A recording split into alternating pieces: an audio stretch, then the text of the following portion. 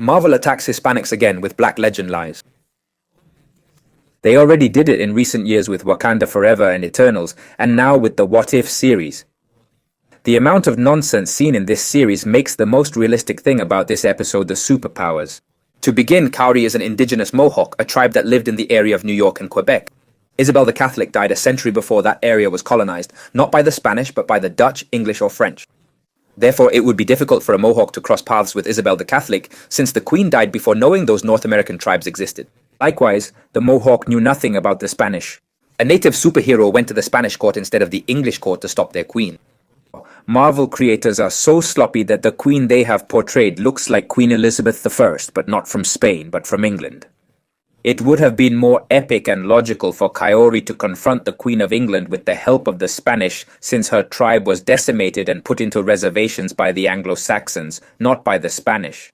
In this way, the Mohawks and the Spanish would put an end to the English monarchy and therefore prevent the most genocidal empire in human history from existing.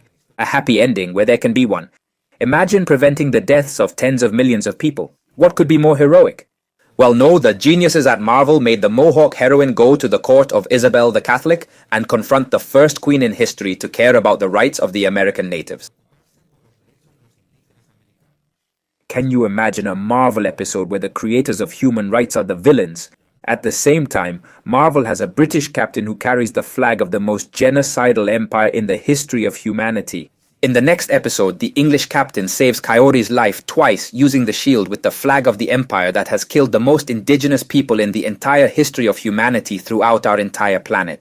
Considering the number of genocidal Anglo-Saxon villains in history, they have to resort to telling lies about Spain. This spectacular Mohawk heroine could have faced all those in history who massacred people like hers throughout North America, like the famous 7th Cavalry, but the United States is like that. In their comics, the Anglo-genocidaires are always the heroes. Worst of all, they tell us Spanish speakers that we cry over a fiction when the native activists are the first to cry when films are made in which the native people aren't portrayed well.